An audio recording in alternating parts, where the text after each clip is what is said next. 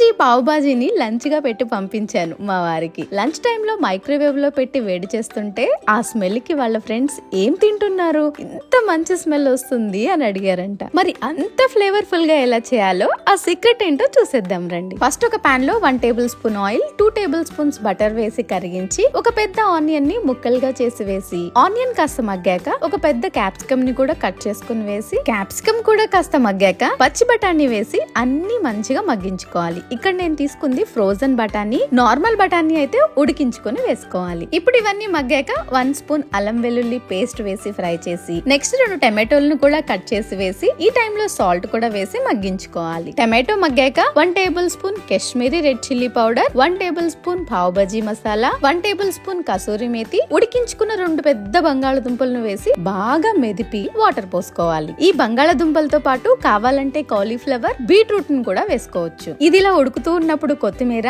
ఇంకో table spoon butter వేసి దించేసుకోవడమే. ఆ ఫ్లేవర్ ఎలా వచ్చింది అంటే, ఒకటి ఇంట్లో చేసిన పావ్ బాజీ మసాలా, ఇంకొకటి బటర్. ఈ పావును కూడా బటర్ లో కాల్చుకుని తింటే లొట్టలేయాల్సిందే.